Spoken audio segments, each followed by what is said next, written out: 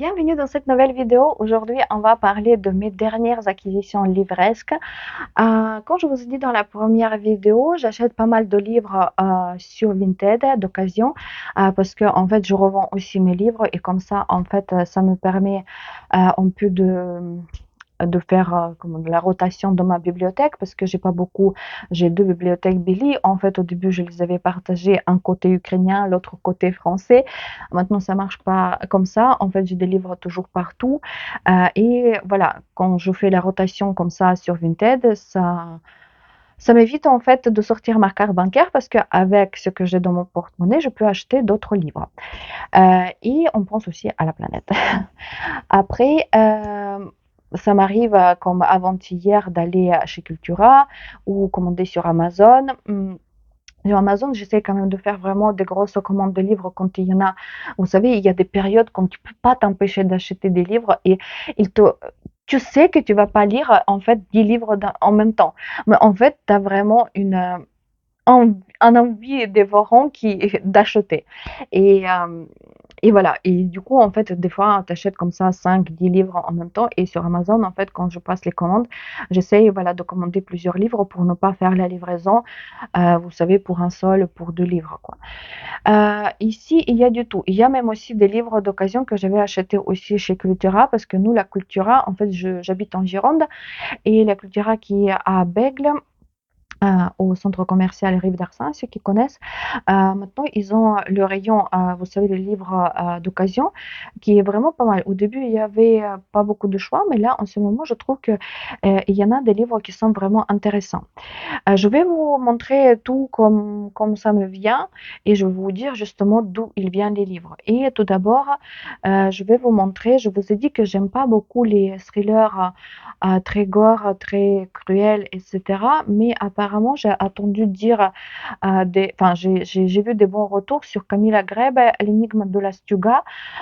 C'est les livres de poche et celui-là, j'avais acheté justement pour 2,99 € chez Cultura d'occasion. Ça nous parle, en fait, ça se passe en Norvège, d'après ce que j'ai compris. Euh, je vais vous lire parce que je ne me rappelle pas de quoi ça parle. Lieke Andersen, éditrice accomplie, compagne d'un auteur renommé et mère des jumeaux, a tout pour être heureuse. À l'occasion de la fête suédoise, non, c'est en Suède, de l'écrevisse, elle organise un dîner dans leur maison à la campagne en ce doux mois d'août. L'alcool coule à flot et les convives entonne à cœur joie des chants traditionnels nordiques, mais dès le lendemain, ce cadre idyllique devient une scène de crime effroyable. Bonnie, la meilleure amie de ses fils, est retrouvée morte dans le Stuga, la dépendance des garçons. Ce dernier nie catégoriquement être en cause alors que la porte était verrouillée de l'intérieur.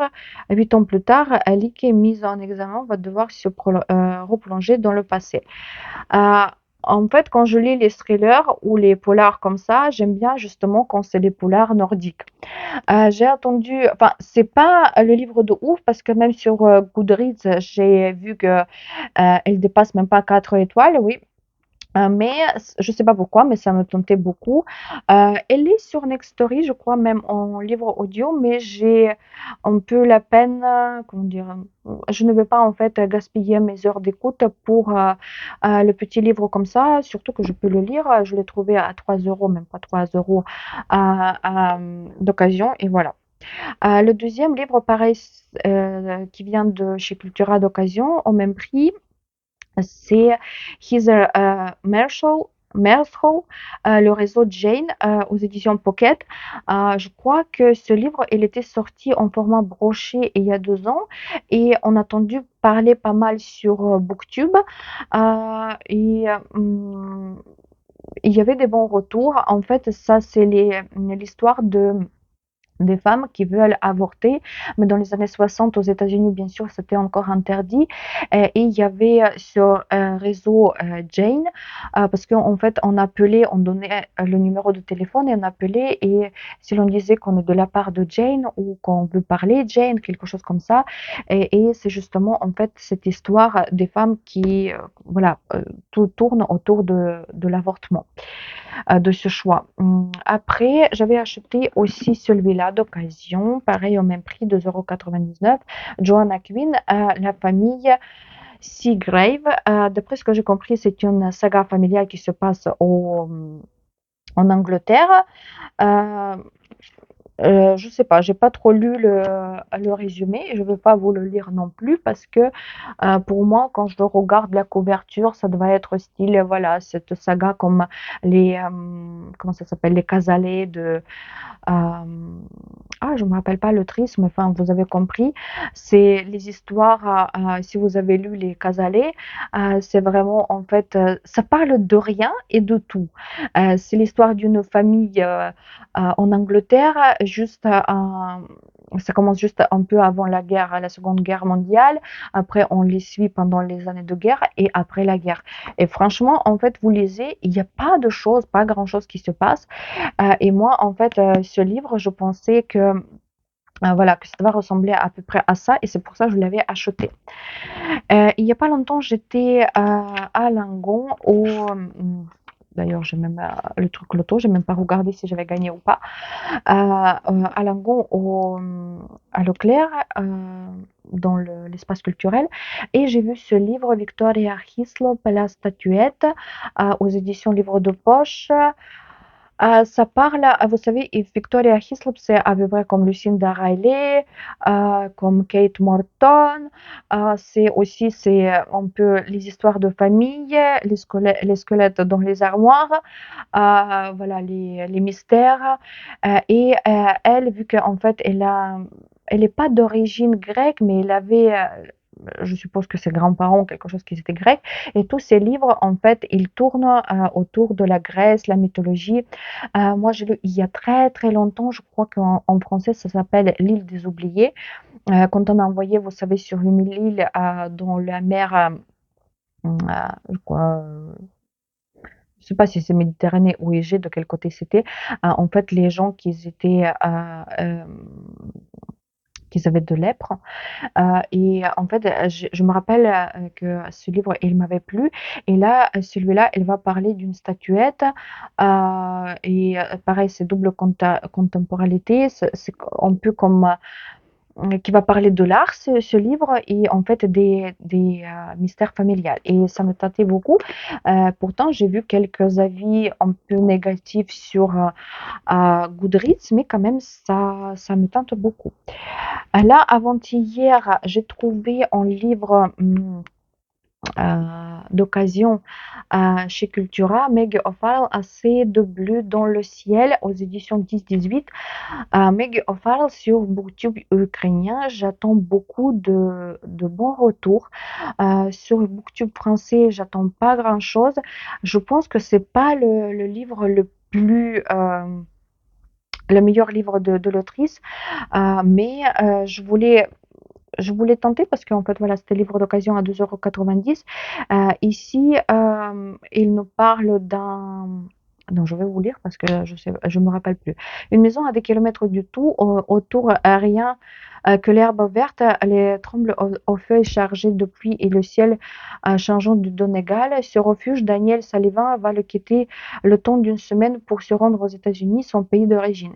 C'est l'anniversaire de son père qu'il n'a pas vu depuis des années. Dans la voiture qui le conduit à l'aéroport, une voix retentit à la radio, celle d'une femme dont il est sans nouvelles depuis 20 ans, son premier amour. Les souvenirs se déversent, replonger dans le passé, reprendre ce qui le pousse à abandonner ce qu'il aime. Daniel ne pense plus qu'à ça. Et il a son épouse Claudette, star de cinéma fantasque et passionnée. Comment lui relever l'homme qu'il est véritablement? Que peut-il encore promettre, lui qui n'a jamais su que fuir? Mais ça, franchement, oui, je me rappelle maintenant qu'en fait, chez Cultura, quand j'ai lu le résumé, ça m'a donné envie. Après, on verra bien, mais moi, j'ai attendu de dire des bonnes choses sur d'autres livres de Meg O'Farrell, mais pas celui-là. Mais peut-être celui-là, il va me plaire et ça va me donner envie de continuer à faire connaissance avec cette autrice. Après, dans le rayon Feel Good, il y a en fait à Cultura à Bègle, il y a Feel Good asiatique et juste à côté un autre Feel Good. Et ça, c'était un autre Feel Good et j'ai trouvé ce livre Dorothy Whipple, Les Sœurs Fields, qu'est Voltaire. C'est quoi? C'est qu'est Voltaire? C'est la. C'est maison d'édition, je sais pas. Et en fait, le résumé, c'est ça. Et en fait, il y a comme une citation et on ne sait pas de quoi ça parle. Et je suis allée sur Goodreads pour regarder. Et en fait, les avis, ils étaient très positifs. Et on disait que, en fait, pareil, c'est comme une histoire poignante entre voilà, qui parle des sœurs en Angleterre, que c'était très cosy, très, très joli. Mais on ne voit pas du tout de quoi ça parle. J'étais tellement intriguée, mais le livre, franchement, il n'était pas donné. En fait, il est pas très gros, 400 pages, mais je crois qu'il était 23 €. Mais on verra bien. Quand je vais le lire, je vais vous raconter de quoi ça parle parce que voilà, le résumé, c'est vraiment, c'est pas ça. Ce matin, je suis allée dans mon point relais récupérer le colis Vinted.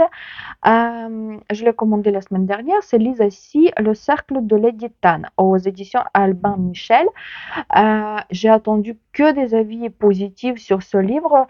Justement, c'est comme Le Cercle de la Titane qui était en Chine. Franchement, je trouve que maintenant, surtout chez Charleston aussi, il y a des livres qui sortent des autrices, je ne veux pas dire asiatiques, mais sont d'origine asiatique, qui parlent d'Asie, de Chine. Vous savez, il y avait d'autres, je ne me rappelle pas comment elles s'appellent parce que c'est un nom vraiment complexe, quelque chose Nguyen, je sais pas quoi, qui parle surtout la guerre de Vietnam. Et là, en fait, ça parle de la Chine, en fait, de ce cercle d'une femme. Et je sais pas en fait comment, qu'est-ce que dans ce cercle ils vont le faire, mais j'ai envie de découvrir. J'ai attendu que des avis positifs. Je sais que Lisa Si, elle a sorti pas mal de livres. Je crois que il y avait un pavillon ou papillon, ou je sais pas quoi. J'ai jamais lu quoi que ce soit, mais là, j'étais vraiment intriguée par ce livre-là, surtout que j'ai attendu des bons retours. Chez Cultura, d'occasion, j'ai trouvé Jaume Cabret, Confiteor. Je l'ai acheté pour 4,99 € et ça parle, j'ai entendu dire que le livre de cet auteur, en fait d'ailleurs, il écrit en catalan, espagnol catalan, et c'est très très complexe ici ce livre. En fait, j'ai regardé les vidéos déjà, les gens qui ont lu ce livre et ils savent pas à dire de quoi ça parle. C'est tellement vaste et en même temps c'est tellement concentré justement sur les problématiques en fait des Espagnols dans les années 50 quand il y avait le régime oui, de Franco. En fait, je vous lis le premier paragraphe. Barcelone, années 50, le jeune Adria grandit dans un vaste appartement en bron entre un père qui veut faire de lui un humaniste polyglotte et une mère qui le destine à une carrière de violoniste virtuose.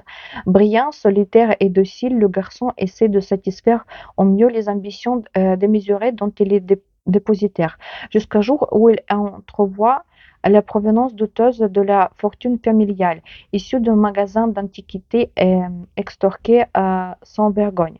Un demi-siècle plus tard, juste avant que sa mémoire ne l'abandonne, Adria tente de mettre en forme l'histoire familiale dont un violon d'exception, une médaille et un ligne de table souillée continuent les tragiques emblèmes. De fait, la révélation progressive ressaisit la fenêtre de l'histoire européenne et plonge ses racines aux sources du mal. De l'industrie De l'Inquisition à la dictature espagnole et à l'Allemagne nazie, d'Anvers à la Cité du Vatican, vie et destin se répondent pour converger vers Auschwitz-Birkenau, épicentre de l'objection totale. Alors là, je pense que ça doit être aussi un livre qui n'est pas peut-être facile à lire.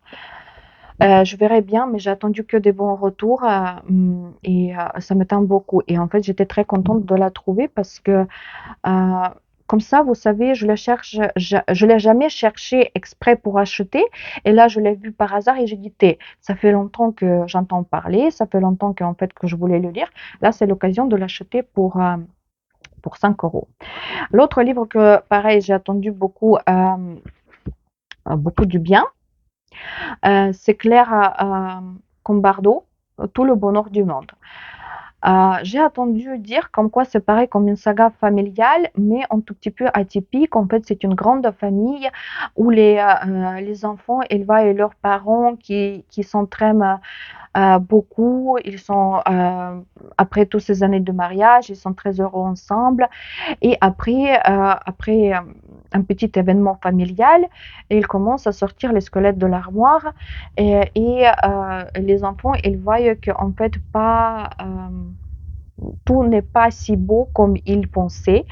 Et voilà, en fait, moi, ça me donne envie de le lire. Peut-être pas cet été parce que j'ai déjà planifié beaucoup de choses, mais bon. Pareil comme pour ce livre-là, et tout le monde en parle en ce moment, c'est Lise Moore, Le Dieu des bois. C'est pareil, c'est double temporalité. J'ai que des toiles d'araignée et des poils des chats, des chiens et tout sur les livres. L'histoire, elle commence dans les années 70, dans un camp pour les jeunes. Il y a une fille qui disparaît, une adolescente qui disparaît, et elle est héritière de cet empire, on va dire, comment dire, des camps de vocation. Elle disparaît, mais en fait, on apprend qu'il y a des années de ça, dans cette même famille, il y avait déjà un autre enfant qui était disparu. Et tout va se tourner autour de ça. Euh, Moi, j'avais acheté ce livre sur Amazon. Non, pas sur Amazon, sur Vinted aussi d'occasion. Et j'espère que je vais le lire assez rapidement. C'est marqué que même c'est un thriller. On verra bien, mais j'ai attendu que des bonnes choses sur ce livre. Et bien sûr, sur Vinted, j'ai acheté aussi déjà d'occasion, malgré qu'elle vient de sortir. C'est Taylor Jenkins Reid, Atmosphère. Ça me donne très très envie, mais je pense pas que je pourrais lire 3 Taylor Jenkins Reid cet été. Ça, c'est une histoire d'une femme qui apparemment rêvait d'être astronaute. Mais dans les années 70, ou quand ça commence, je sais pas, c'était pas possible. On lui a proposé, par contre, un travail, d'après ce que j'ai compris, dans la NASA, et elle se contente en fait de ce poste pour être le plus près possible de son rêve, jusqu'au jour où il y a une tragédie qui va se passer, je suppose, avec le lancement d'une fusée dans l'espace ou quelque chose comme ça. Mais Taylor Jenkins Reid, elle raconte toujours ses histoires, mais avec beaucoup de passion, et j'en suis sûre que ça va me plaire, comme les autres livres de cette autrice. Et après, j'avais acheté aussi quelques new romances. Comme je vous ai dit, maintenant, je suis un peu dans le délire. Tout d'abord, je vais vous montrer les 2 livres d'occasion. Je les avais achetés en lot sur Vinted. C'est Emma Green, Ce qui nous rend vivants. Ça, c'était le premier livre. Et d'après ce que j'ai compris, c'est un peu la suite. Un au cœur battant. C'est aux éditions Addictive et Addictive Poche. Moi, Emma Green, j'ai lu un seul livre d'elle. Je vais vous mettre ici la couverture. C'est quelque chose, c'est un livre qui parle à une modèle size XL. L'histoire d'amour, elle était avec un avocat, quelque chose comme ça. C'était pas trop mal, mais c'était pas ouf non plus. Et là, j'ai vu que ces deux-là, ils sont notés mieux que ce livre que j'ai lu. Et j'espère que ça va me réconcilier avec les 2 autrices. Parce que pour l'instant, je sais pas, si vous avez déjà lu Emma Green, lequel il est vraiment pour vous le meilleur livre pour que je puisse le lire et dire aussi, waouh, ça va être mes autrices. Mais pour l'instant, c'est pas le cas. Je donne la deuxième chance. Chez Cultura, j'ai acheté 3 new romances, 2 de Emily Henry. Emily Henry, j'ai lu, je crois que c'est Emily Henry. J'ai écouté plutôt livre audio en ukrainien, Book Lovers. Je ne sais pas s'il est déjà traduit en français, mais ça m'a plu. C'est pas de ouf non plus, mais quand même, je trouvais que par rapport aux autres romans, comme ça, romance, new romance, il était pas mal. Et j'ai acheté déjà en livre de poche, c'est aux éditions Haute Ville, Happy Place. J'ai entendu voilà, dire beaucoup de choses positives. C'était lequel? Harriet et Vin forment le couple idéal. Ils vont ensemble comme le pain et le beurre, le gin et le tonic, Zendaya et Tom Holland. Pourtant, cet été, ils vont devoir mentir à leurs amis car Hayat et Win ont rompu 5 mois plus tôt et personne n'est encore au courant.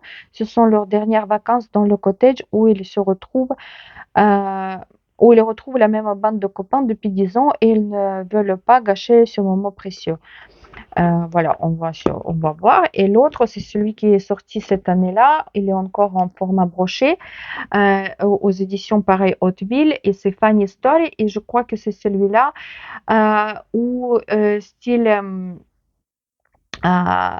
Daphné et voilà, ils sont fiancés avec Peter et après, d'après ce que j'ai compris, il rencontre le premier amour de ce Peter et lui, il comprend que c'était vraiment l'amour de sa vie. Il quitte Daphné, il s'appelle. Et en fait, vu que l'appartement ou la maison qu'ils ont acheté ensemble, c'était plutôt lui qui l'avait acheté et il l'a mis dehors.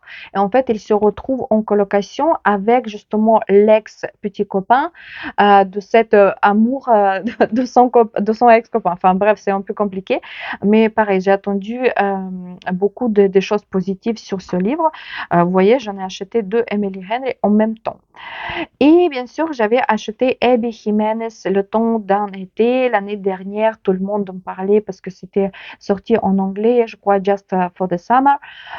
Et tout le monde en parlait, disait que c'était l'un des meilleurs livres de Abby Jiménez. Et franchement, je voulais l'acheter à l'époque en anglais, mais je ne l'ai pas fait. Et du coup, en fait, je l'ai acheté cette année en français, ça tombe bien. Et je crois que ça, c'est l'histoire. Il me semble qu'on le